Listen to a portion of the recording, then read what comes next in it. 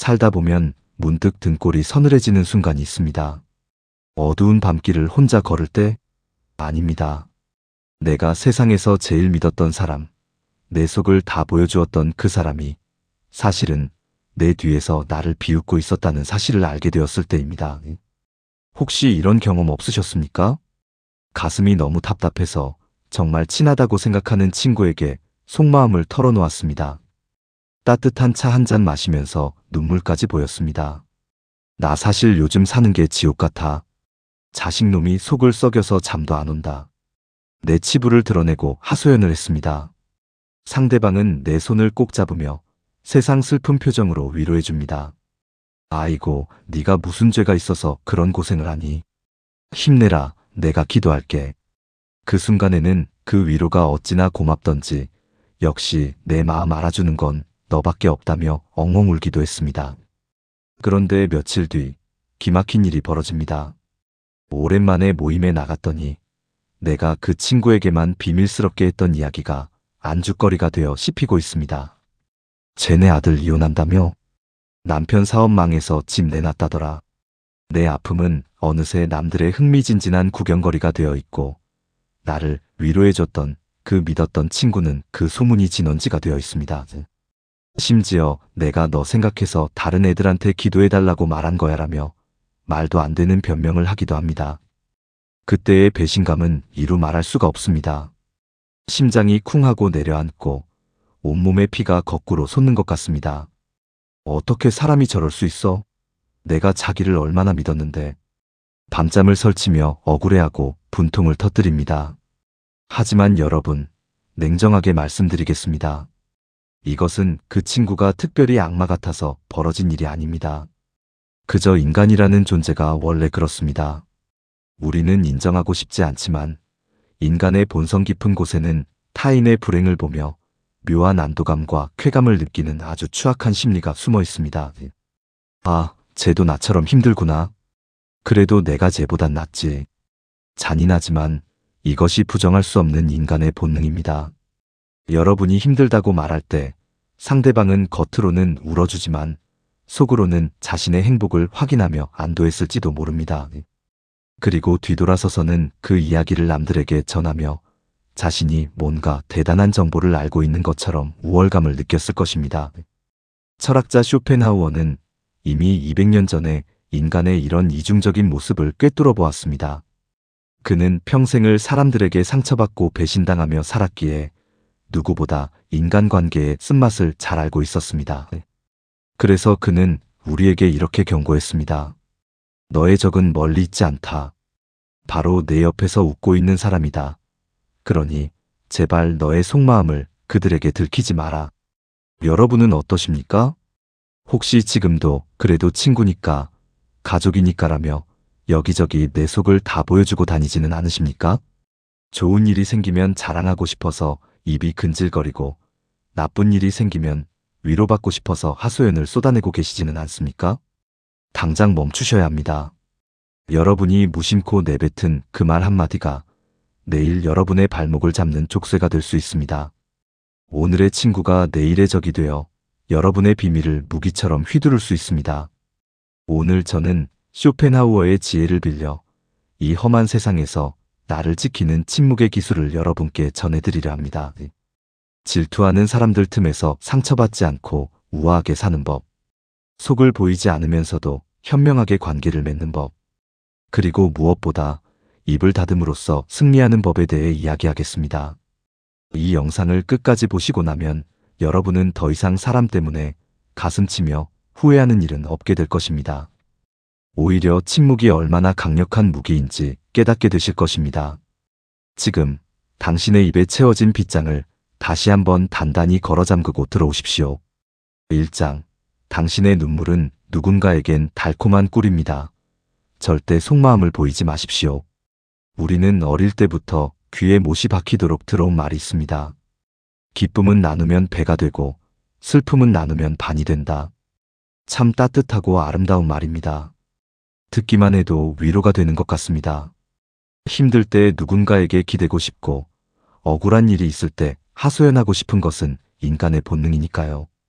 특히 우리처럼 산전수전 다 겪으며 살아온 세대는 가슴속에 맺힌 응어리가 얼마나 많습니까? 평생 남편 뒷바라지하느라 속 썩고 자식들 키우느라 가슴 치고 돈 때문에 잠 못 이루던 그 수많은 밤들. 그걸 혼자 짊어지기가 너무 버거워서 우리는 마음 맞는 친구를 만나거나 이웃을 만나 술 한 잔 기울이며 속내를 털어놓곤 했습니다. 나 사실 사는 게 너무 힘들다. 그 인간이 또 사고를 쳤어. 며느리랑 사이가 안 좋아서 집에 들어가기가 싫어. 몸이 여기저기 아픈데 자식들은 전화 한 통이 없네. 눈물 콧물 쏟으며 이야기하고 나면 당장은 속이 좀 시원해지는 것 같습니다. 상대방도 내 손을 꼭 잡으며 같이 울어주고 등을 토닥여주니까요. 아이고, 네가 전생에 무슨 죄를 지어서 그런 고생을 하니. 힘내라. 내가 다 마음이 아프다. 그 위로가 어찌나 고마운지 역시 내 마음 알아주는 건 너밖에 없다며 우리는 마음의 빗장을 완전히 풀어버립니다. 하지만 여러분, 죄송하지만 오늘 저는 여러분이 굳게 믿고 있던 이 아름다운 말들을 산산조각 내야겠습니다. 쇼펜하우어의 차가운 눈으로 세상을 보면 현실은 정반대이기 때문입니다. 슬픔은 나누면 반이 되는 것이 아니라 내 인생의 치명적인 약점이 됩니다. 여러분이 쏟아낸 그 눈물과 하소연은 상대방에게는 여러분을 얕잡아 볼 수 있는 아주 좋은 핑계가 되고 심지어는 남들에게 떠들기 좋은 맛있는 안주거리가 됩니다. 이것이 너무 냉소적이라고 생각하십니까? 세상이 그렇게 삭막할 리 없다고 믿고 싶으십니까? 그렇다면 한번 가슴에 손을 얹고 돌이켜 보십시오. 여러분이 친구에게 정말 치명적인 집안의 부끄러운 이야기를 털어놓았을 때 그 이야기가 정말로 그 친구의 가슴 속에만 무덤처럼 묻혀 있던가요? 며칠 지나지 않아 동창회에서 혹은 동네 계모임에서 전혀 엉뚱한 사람들이 내 사정을 훤히 꿰뚫고 있는 걸 보고 소스라치게 놀란 적이 한두 번이 아닐 겁니다. 내 입으로 말하지도 않았는데 내 가장 아픈 상처가 동네방네 소문이 되어 돌아다닙니다. 그것도 아주 고약하게 살이 붙고 과장되어서 말입니다. 내가 말했을 때는 그저 좀 힘들다 정도였는데 소문은 곧 이혼한다더라. 집안이 망했다더라는 식으로 눈덩이처럼 불어나 있습니다. 그때의 배신감은 이루 말할 수가 없습니다. 믿었던 도끼에 발등 찍힌다는 말이 딱 이럴 때 쓰는 말입니다. 우리는 분노해서 그 친구에게 따집니다. 내가 너만 알고 있으라고 했잖아. 어떻게 남의 불행을 그렇게 떠벌리고 다녀? 네가 사람이야? 하지만 여기서 우리는 인간의 추악한 본성을 하나 알아야 합니다. 그 친구가 특별히 입이 싸거나 악마 같은 사람이라서 그런 게 아닙니다. 인간이라는 존재가 원래 타인의 불행을 보며 묘한 쾌감을 느끼도록 설계되어 있기 때문입니다. 독일어에는 샤덴프로이데라는 단어가 있습니다. 남의 불행을 뜻하는 단어와 기쁨을 뜻하는 단어가 합쳐진 말입니다. 남이 잘못되는 것을 볼 때 내 마음속에서 일어나는 은밀한 기쁨, 이것이 바로 인간의 숨겨진 본능입니다. 친구가 내 앞에서 힘들다고 울며 하소연할 때 겉으로는 슬픈 표정을 짓고 위로를 건넵니다. 하지만 무의식 깊은 곳에서는 안도감이 피어오릅니다. 아, 다들 잘 사는 줄 알았는데 너도 별 수 없구나. 그래도 내 남편은 저 정도는 아니라서 다행이다. 네가 나보다 잘난 줄 알았는데 결국 까고 보니 내가 더 낫네. 여러분의 불행을 통해 자신의 행복을 확인하는 것입니다. 마치 강 건너 불구경을 하듯이 말입니다. 불이 나서 남의 집이 타는 건 안타까운 일이지만 내 집이 아니라는 사실에 안도하는 것과 똑같습니다. 이것은 그 사람이 나빠서가 아니라 인간이 그렇게 생겨먹은 동물이라서 어쩔 수가 없습니다. 그래서 쇼펜하우어는 아주 단호하게 말했습니다. 타인에게 너의 고통을 보여주지 마라. 그들은 너의 고통을 보며 자신이 면제되었다는 사실에 기뻐할 뿐이다. 심지어 어떤 이들은 네가 무너지는 꼴을 보며 쾌재를 부를 것이다. 참으로 끔찍한 통찰 아닙니까? 인정하고 싶지 않으시죠? 하지만 이것을 인정해야만 우리는 상처받지 않을 수 있습니다. 여러분이 속마음을 털어놓는 순간 여러분과 상대방의 관계는 기울어지기 시작합니다. 약점을 쥔 사람은 강자가 되고 약점을 보인 사람은 약자가 됩니다. 그 전까지는 동등한 친구였을지 몰라도 이제 그 사람은 여러분을 불쌍한 사람, 문제 있는 사람으로 규정하고 은근히 내려다보기 시작할 겁니다. 동정하는 척하면서 우월감을 느끼는 것이죠. 아유, 걔는 참 팔자도 기구해. 내가 밥이라도 한 번 더 사줘야지. 이 말 속에 담긴 것이 진정한 연민일까요? 아니면 나는 너보다 낫다는 우월감일까요? 더 무서운 것은 여러분이 털어놓은 그 비밀이 언젠가는 여러분을 찌르는 칼이 된다는 사실입니다. 사람 관계라는 게 평생 좋을 수만은 없습니다. 살다 보면 사소한 오해로 틀어지기도 하고 돈 문제로 원수가 되기도 합니다. 그런데 그때 상대방의 손에 나의 치명적인 약점이 쥐어져 있다면 어떻게 되겠습니까? 너 예전에 시댁 욕했던 거 내가 싹 다 말해버린다? 너 남편 몰래 빚진 거 내가 다 아는데 가만히 있어라. 이런 협박을 당하지 않으리라는 보장이 어디 있습니까? 가장 친했던 친구가 가장 무서운 적이 되는 순간입니다. 내 입으로 내 약점을 쥐어줬으니 누구를 원망하겠습니까?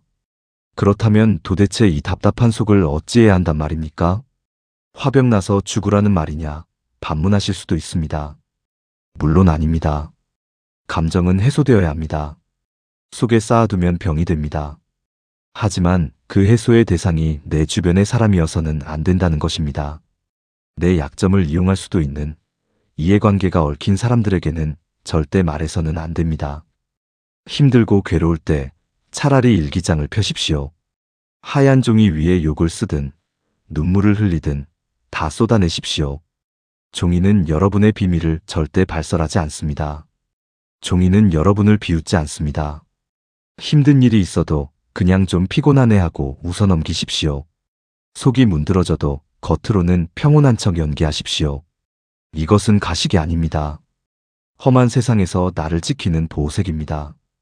여러분이 힘든 티를 내지 않고 묵묵히 견뎌낼 때 사람들은 여러분을 함부로 대하지 못합니다. 저 사람은 무슨 생각을 하는지 모르겠어. 속이 참 깊은 사람이야. 웬만해선 흔들리지 않는구나. 하며 오히려 어려워하고 존중하게 됩니다. 약점을 보이지 않는 사람에게는 누구도 덤비지 못하는 법입니다. 징징거리는 사람은 만만해 보이지만 침묵하는 사람은 위험 있어 보입니다. 고통을 혼자 사귀는 모습에서 풍겨나오는 그 단단한 기운. 그것이 바로 시니어의 품격입니다. 쇼펜하우어는 평생을 고독하게 살았지만 그 덕분에 누구에게도 약점을 잡히지 않았습니다. 그는 이렇게 말했습니다. 나의 비밀을 내가 지키지 못하면 남에게 그것을 지켜달라고 할 자격이 없다. 입을 다무는 것은 나를 지키는 첫 번째 갑옷이다. 나의 불행을 남의 안주거리로 던져주지 마십시오. 여러분은 그 가벼운 입방아에 오르내리기에는 너무나 귀하고 소중한 사람입니다. 슬픔은 나누면 약점이 됩니다. 이 냉혹한 진실을 가슴에 새기고 입을 닫고 귀를 여는 지혜로운 어른이 되시기를 바랍니다. 이것이 험한 세상에서 나를 지키는 첫 번째 법칙입니다. 2장, 자랑하고 싶은 그 마음, 스스로 적을 만드는 지름길입니다. 두 번째로 우리가 깊이 생각해봐야 할 주제는 앞서 말씀드린 슬픔과는 정반대의 감정, 바로 기쁨과 행복에 대한 이야기입니다. 1장에서는 힘들고 슬픈 일을 말하지 말라고 당부드렸습니다. 그렇다면 반대로 살다 보면 정말 좋아서 펄쩍 뛸 만한 경사가 생기기도 하지 않습니까? 자식이 좋은 직장에 취직을 했다거나 남편이 승진했다거나 아니면 뜻밖의 횡재수로 돈이 좀 생겼다거나 하는 일들 말입니다. 그럴 때 우리 마음이 어떻습니까? 입이 근질근질합니다. 너무 좋아서 가만히 있을 수가 없습니다. 사랑하는 친구들에게, 가까운 친척들에게 이 기쁜 소식을 빨리 알리고 싶습니다. 얘들아, 우리 아들이 이번에 대기업에 들어갔어. 내가 이번에 땅을 좀 샀는데 값이 꽤 올랐지 뭐야. 이렇게 말하면 다들 박수 쳐주고 아이고 잘됐다, 축하한다 하며 자기 일처럼 기뻐해 줄 것이라고 믿습니다. 하지만 여러분, 오늘 이 순간부터 그 순진한 믿음을 조금은 내려놓으셔야겠습니다. 슬픔을 나누면 약점이 되듯이 기쁨을 나누면 질투라는 무서운 적을 만들게 됩니다. 여러분이 자랑하고 싶어하는 그 행복이 듣는 사람에게는 가슴을 찌르는 비수가 될 수도 있다는 사실을 기억해야 합니다. 우리나라 속담에 아주 기막힌 말이 있지요. 사촌이 땅을 사면 배가 아프다. 우리는 이 말을 그저 우스갯소리로 넘기지만 사실 이 속담에는 인간 심리의 가장 어둡고도 본질적인 진실이 담겨 있습니다. 사람은 타인의 불행을 보며 안도감을 느끼기도 하지만 반대로 타인의 행복을 보며 극심한 고통과 박탈감을 느낍니다. 한번 상상을 해보십시오. 오랜만에 나간 동창회 자리입니다. 다들 비슷비슷하게 늙어가고 사는 형편도 고만고만하다고 생각해서 마음 편하게 나갔습니다. 그런데 친구 하나가 명품 가방을 턱하니 올려놓고 손에는 번쩍거리는 반지를 끼고 나왔습니다. 그리고 밥 먹는 내내 자기 자랑을 늘어놓습니다. 우리 사위가 이번에 유럽 여행 보내줬잖아. 이번에 이사간 아파트가 전망이 얼마나 좋은지 몰라. 그 친구가 아기가 있어서 그럴까요? 아닙니다. 그냥 좋아서 친구들에게 인정받고 싶어서 하는 말일 겁니다. 그 자리에서는 친구들이 다들 웃으며 어머 좋겠다, 부럽다라고 맞장구 쳐줍니다. 하지만 그 웃음 뒤에 숨겨진 진짜 표정을 보셨습니까? 속으로는 누구는 자식 잘 둔 거 몰라서 안 떠드나? 돈 좀 있다고 유세가 심하네 하며 부글부글 끓고 있을 겁니다. 그리고 그 모임이 끝나고 집에 돌아가는 길 친구들은 삼삼오오 모여서 그 자랑했던 친구의 험담을 시작합니다. 걔 옛날에는 촌스러웠는데 돈 좀 벌더니 사람이 변했어. 솔직히 그 돈 깨끗하게 번 돈 맞대? 축하는커녕 온갖 시기와 질투가 섞인 비난의 화살이 되어 돌아옵니다. 이것이 사람들이 나빠서일까요? 아닙니다. 이것은 비교에서 오는 자연스러운 고통 때문입니다. 심리학에서는 이를 평등 편향이라고 부릅니다. 나와 별 차이 없다고 생각했던 사람, 나와 비슷한 처지였던 사람이 갑자기 나보다 앞서 나갈 때 인간은 본능적으로 견디기 힘든 스트레스를 받습니다. 차라리 이재용 회장이나 유명한 연예인이 돈을 잘 벌면 질투하지 않습니다. 그들은 나와는 아예 다른 세상 사람이니까요. 하지만 내 옆집 순이 엄마, 내 고향 친구 철수가 잘 되는 건 못 참습니다.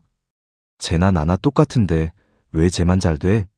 라는 생각에 밤잠을 설치게 되는 것입니다. 쇼펜하우어는 이런 인간의 심리에 대해 아주 뼈있는 말을 남겼습니다. 질투는 인간의 자연스러운 감정이지만 타인의 질투를 부추기는 것은 어리석은 짓이다. 행복을 자랑하는 것은 굶주린 짐승 앞에서 고기를 흔드는 것과 같다.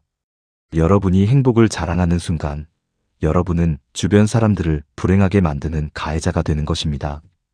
여러분의 자랑이 상대방에게는 너는 이렇게 못 살지? 라는 조롱으로 들릴 수 있기 때문입니다. 그러니 그들이 여러분을 미워하고 깎아내리려는 것은 어찌 보면 자신들의 무너진 자존심을 지키려는 방어기제일지도 모릅니다. 그렇다면 어떻게 해야 할까요? 좋은 일이 생겨도 평생 입국 다물고 쥐 죽은 듯이 살아야 할까요? 물론 답답하실 겁니다. 기쁨은 나누고 싶은 게 인지상정이니까요. 하지만 현명한 사람은 이렇게 합니다. 첫째, 진짜 행복은 굳이 남에게 증명할 필요가 없습니다. 빈수레가 요란하다는 말이 있지요. 내면이 꽉 찬 부자는 돈 자랑을 하지 않습니다. 진짜 행복한 사람은 굳이 행복하다고 떠들지 않습니다. 왜냐하면 이미 나 스스로 충분히 만족하고 있기 때문에 남들의 부러움 섞인 시선이나 박수갈채가 필요 없기 때문입니다. 자랑하고 싶은 마음이 들 때 스스로에게 물어보십시오. 내가 지금 진짜 행복한 게 아니라 남들에게 행복해 보이고 싶은 건 아닐까? 둘째, 타인 앞에서는 행복을 조금 숨기고 오히려 겸손하게 몸을 낮추십시오. 자식이 대기업에 취직했다면 아이고 운이 좋았지 뭐. 야근이 많아서 건강 상할까봐 걱정이야 라고 말하십시오. 돈을 많이 벌었다면 버는 만큼 나가는 돈도 많아서 골치 아파 라고 한숨을 쉬십시오. 참 묘하게도 사람들은 타인의 걱정에는 관대합니다. 아이고 그래 하면서 오히려 위로해주고 마음의 문을 엽니다. 여러분이 조금 부족해 보이고 고민이 있어 보일 때 사람들은 경계심을 풀고 다가옵니다. 이것이 바로 질투를 피하고 관계를 부드럽게 만드는 최고의 처세술입니다. 자랑을 멈추면 적이 사라집니다. 여러분이 잘난 척을 안 해도 알 사람은 다 압니다. 오히려 벼가 익을수록 고개를 숙이듯 가진 것이 많을수록 겸손한 모습을 보일 때 사람들은 여러분을 진심으로 존경하게 됩니다. 저 사람은 저렇게 잘 사는데도 참 소탈해. 이런 평판이야말로 진짜 성공한 인생 아니겠습니까? 쇼펜하우어의 말처럼 행복은 밤에 핀 꽃과 같아야 합니다. 남들이 보지 않는 곳에서 나 혼자 은은하게 그 향기를 즐길 때 가장 안전하고 아름답습니다. 그 귀한 행복을 굳이 시장통에 들고 나가서 사람들의 시기에 어린 손때를 타게 만들지 마십시오. 소중한 것일수록 깊이 감추는 법입니다. 여러분의 행복을 아무에게나 보여주지 마십시오. 그것은 여러분의 집 안에 있는 금고 속에 고이 넣어두고 사랑하는 가족들과 오붓하게 나누기에도 아까운 것들입니다. 자랑하고 싶은 입을 다무는 순간 여러분의 행복은 비로소 안전해집니다. 질투라는 불필요한 전쟁을 피하고 평온한 일상을 지키는 지혜. 그것은 바로 겸손한 침묵에서 시작된다는 사실을 잊지 마시기 바랍니다. 이것이 질투의 화살을 피하고 나를 지키는 두 번째 법칙입니다. 3장 모두에게 좋은 사람이 되려 하지 마십시오. 세 번째로 우리가 함께 고민해 봐야 할 주제는 아마도 우리 세대가 가장 많이 겪고 있는 마음의 병, 바로 착한 사람 콤플렉스에 대한 이야기입니다. 앞서 1장과 2장에서는 말을 아끼라고 말씀드렸습니다. 그런데 이번에는 조금 다릅니다. 이번에는 입을 열어야 할 때 단호하게 열어야 한다는 말씀을 드리려고 합니다. 여러분, 혹시 이런 경험 있으십니까? 별로 친하지도 않은 지인이 불쑥 전화해서 이번에 우리 딸 결혼하는데 좀 와줘라고 합니다. 몸도 안 좋고 그날 다른 약속도 있는데 입에서는 나도 모르게 그래, 가야지. 축하해라는 말이 튀어나옵니다. 또는 돈 거래는 하지 말라고 그렇게 다짐을 했건만 가까운 친척이 죽는 소리를 하며 급해서 그러니 딱 한 번만 빌려달라고 하면 거절하지 못하고 쌈짓돈을 꺼내줍니다. 심지어 자식들이 주말마다 손주를 맡기고 놀러가도 힘들다는 말 한마디 못하고 그래, 내가 봐줄게 하며 황혼 육아에 시달리기도 합니다. 도대체 우리는 왜 이럴까요? 왜 싫다는 말을 못하고 거절을 못해서 속병을 앓는 걸까요? 그것은 바로 좋은 사람으로 기억되고 싶은 욕심, 그리고 혹시라도 상대방이 나를 미워하면 어쩌나 하는 두려움 때문입니다. 우리는 평생을 그렇게 교육받았습니다. 남을 배려해야 한다, 양보해야 한다, 둥글게 살아야 한다. 특히 나이 들어서 고집 피우면 노망났다는 소리나 듣지. 그냥 내가 좀 손해보고 말지 하는 생각으로 꾹 참습니다. 내가 희생하면 평화가 유지된다고 믿으면서 말입니다. 하지만 여러분, 냉정하게 현실을 한번 돌아보십시오. 여러분이 그렇게 싫은 내색 안 하고 부탁 다 들어주고 양보하고 배려해줬더니 사람들이 여러분을 진심으로 존경하고 고마워하던가요? 아이고, 우리 선생님은 정말 법 없이도 살 천사 같은 분이야 하며 여러분을 귀하게 대접해 주던가요? 안타깝게도 현실은 정반대인 경우가 훨씬 많습니다. 처음에는 고맙습니다 하고 인사를 하죠. 하지만 2번, 3번 계속해주면 사람들은 그것을 고마운 호의가 아니라 당연한 권리로 착각하기 시작합니다. 저 사람은 원래 부탁하면 다 들어주는 사람이야. 저 사람은 거절 안 해. 이렇게 낙인이 찍히는 순간 여러분은 좋은 사람이 아니라 편한 사람, 더 심하게 말하면 함부로 대해도 되는 사람이 되어버립니다. 이것은 그 사람들이 악해서가 아닙니다. 인간의 이기심이 원래 그렇습니다. 지팡이를 짚고 가다가 편하면 나중에는 그 지팡이에 온몸의 무게를 다 싣게 되는 법입니다. 여러분이 묵묵히 받아주는 그 태도가 상대방에게는 이 사람한테는 기대도 된다는 신호를 끊임없이 보내고 있었던 셈입니다. 더 기가 막힌 일은 그 다음입니다. 여러분이 100번을 잘해주다가 도저히 힘들어서 딱 한 번 거절했다고 칩시다. 미안한데 이번에는 정말 힘들 것 같아. 그러면 상대방이 그동안 고마웠어 라고 할까요? 천만의 말씀입니다. 오히려 불같이 화를 냅니다. 사람이 어떻게 변하니? 내가 알던 형님 맞으세요? 섭섭하네요. 100번 잘해준 공은 온데간데 없고 한 번 거절한 죄로 천하의 나쁜 사람이 되어버립니다. 이게 무슨 날벼락 같은 일입니까? 모두에게 좋은 사람이 되려다가 결국 아무에게도 인정받지 못하고 나 자신만 상처투성이가 되는 비극. 이것이 바로 만만한 착한 사람의 말로입니다. 쇼펜하우어는 이런 인간관계의 허무함을 일찌감치 간파했습니다. 그는 이렇게 말했습니다. 우리는 타인의 시선이라는 감옥에 갇혀서 내 인생의 4분의 3을 낭비한다. 남에게 잘 보이려 애쓰지 마라. 어차피 남들은 네가 생각하는 것만큼 너에게 관심이 없다. 우리가 거절을 못하는 가장 큰 이유는 미움받을 용기가 없기 때문입니다. 내가 거절하면 저 사람이 상처받겠지?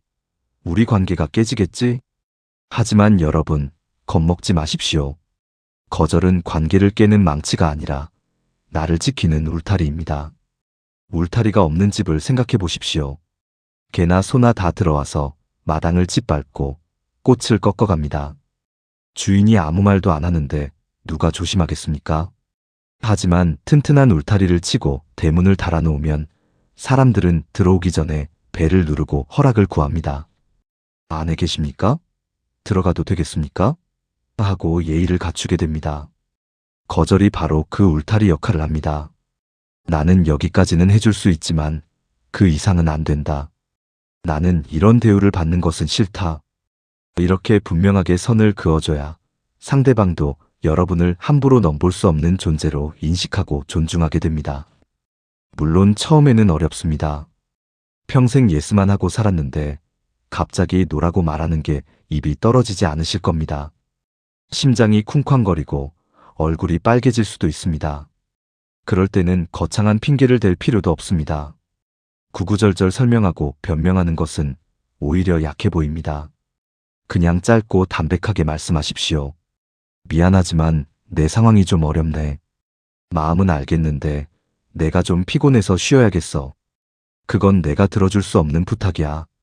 이렇게 말했을 때 상대방이 화를 내거나 떠나간다면 붙잡지 마십시오. 그 사람은 여러분을 친구로 생각한 게 아니라 그저 이용하기 좋은 도구로 생각했을 뿐입니다. 가짜 인연이 걸러지는 것이니 오히려 잘된 일입니다. 모두에게 좋은 사람이라는 말은 허상입니다. 예수님도 부처님도 모든 사람에게 사랑받지는 못했습니다. 하물며 평범한 우리가 어떻게 모두를 만족시킬 수 있겠습니까? 그것은 불가능한 목표이고 스스로를 지옥으로 몰아넣는 욕심일 뿐입니다. 이제는 착한 사람 가면을 벗어던지고 분명한 사람이 되십시오. 싫은 건 싫다고 말하고 못하는 건 못한다고 말하는 사람. 자신의 감정과 원칙을 소중히 여기는 사람. 그런 사람이 오히려 시간이 지날수록 신뢰를 얻습니다. 남들 눈치 보느라 여러분의 소중한 시간과 돈, 그리고 감정을 낭비하지 마십시오. 여러분의 인생은 남의 부탁을 들어주기 위해 존재하는 서비스 센터가 아닙니다. 거절하는 것을 두려워하지 마십시오. 여러분이 당당하게 아니오라고 말하는 그 순간, 비로소 여러분의 인생 주인이 바뀌는 것입니다.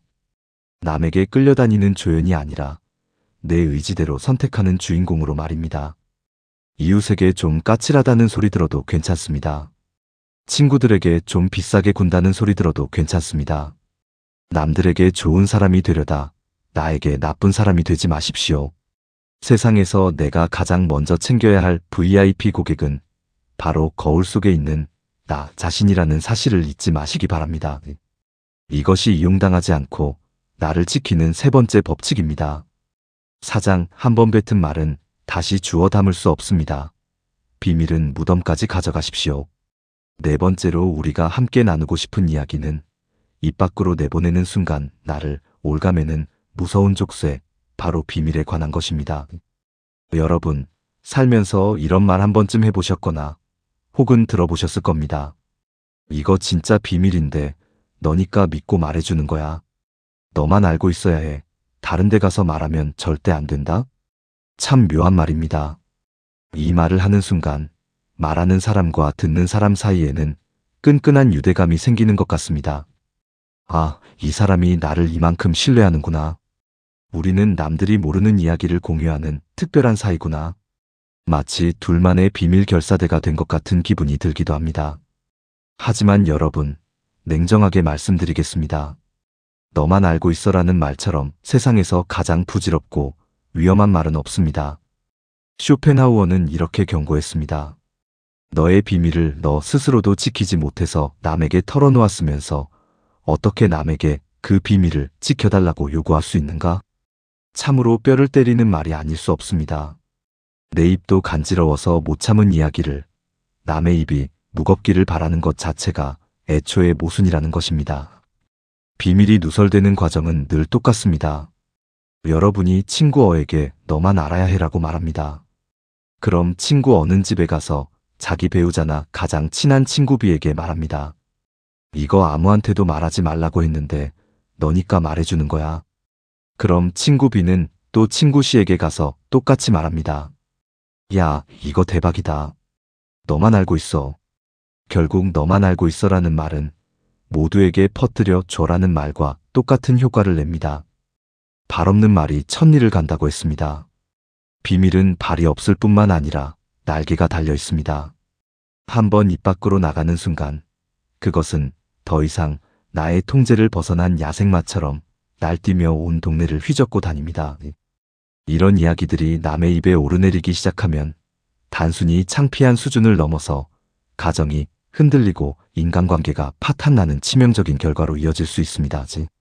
그런데도 우리는 왜 자꾸 비밀을 털어놓고 싶어 할까요? 답답해서일 수도 있고 위로받고 싶어서일 수도 있습니다. 하지만 심리학적으로 보면 여기에는 과시욕구도 숨어 있습니다. 나는 이런 것도 아는 사람이야. 내 인생이 이렇게 드라마틱해라는 것을 은연중에 보여주고 싶은 마음인 것이죠. 하지만 여러분, 그 한순간의 답답함을 해소하려고 입을 여는 순간 여러분은 평생 그 말의 노예가 되어야 합니다. 비밀을 내 마음속에만 담아두고 있을 때 그 비밀은 내 것입니다. 내가 주도권을 쥐고 있습니다. 하지만 친구에게 말해버린 순간부터 상황은 역전됩니다. 그때부터는 친구의 눈치를 보게 됩니다. 혹시 걔가 딴 데 가서 말하면 어떡하지? 저번에 싸웠는데 홧김에 내 비밀을 폭로하면 어쩌나? 평소 같으면 당당하게 할 말 다 했을 텐데 약점이 잡혀 있으니 비굴해집니다. 친구가 무리한 부탁을 해도 거절하지 못하고 기분 나쁜 소리를 해도 웃어넘겨야 합니다. 내 입으로 내 목에 목줄을 채워서 상대방 손에 쥐어준 꼴이 된 것입니다. 더 잔인한 현실은 영원한 비밀 친구는 없다는 것입니다. 관계가 깨지는 순간 우리가 나눴던 그 끈끈했던 비밀들은 가장 날카로운 무기가 되어 내 심장을 겨누게 됩니다. 네가 나한테 어떻게 이럴 수 있어? 너 예전에 시어머니 욕했던 거 내가 동네방네 다 소문내버린다? 이런 협박 앞에서 피가 거꾸로 솟지 않을 사람이 어디 있겠습니까? 하지만 누굴 탓하겠습니까? 그 탄약과 총을 쥐어준 것은 바로 과거의 나 자신인 것을요. 그러니 여러분, 지혜로운 사람은 입이 무거운 법입니다. 정말 하고 싶은 말이 목구멍까지 차올라도 꾹 누르십시오. 임금님 귀는 당나귀 귀라고 소리치고 싶으면 대나무 숲에 가서 외치거나 아무도 보지 않는 일기장에 쓰십시오. 사람은 믿음의 대상이 아니라 사랑의 대상일 뿐입니다. 그 사람을 믿지 못해서가 아니라 변할 수밖에 없는 사람의 마음과 상황을 경계하는 것입니다. 비밀을 지키는 것은 답답한 일이 아닙니다. 오히려 그것은 나의 성을 튼튼하게 쌓는 일입니다. 속을 알 수 없는 사람, 함부로 말을 옮기지 않는 사람, 자신의 패를 쉽게 보여주지 않는 사람. 이런 사람은 신비롭고 위험 있어 보입니다. 사람들은 그런 사람을 두려워하면서도 존경합니다. 반면에 자기 속 다 뒤집어 보여주고 남의 비밀까지 가볍게 옮기는 사람은 어떻습니까? 처음에는 재미있어서 사람들이 꼬이지만 결국에는 입산 사람, 가벼운 사람 취급을 받으며 조용히 손절당하게 됩니다. 쇼펜하우어는 고독했지만 적어도 불안하지는 않았습니다. 자신의 비밀을 누구에게도 말하지 않았기에 배신당할 일도 약점 잡힐 일도 없었기 때문입니다. 그 평온함이 부럽지 않으십니까? 비밀은 묵혀둘수록 깊은 맛이 나는 장막과 같습니다. 가슴속에 묻어두십시오. 무덤까지 가져가십시오. 그것이 여러분의 품위를 지키고 불필요한 분쟁으로부터 여러분의 평온한 노후를 지키는 가장 확실한 안전장치입니다.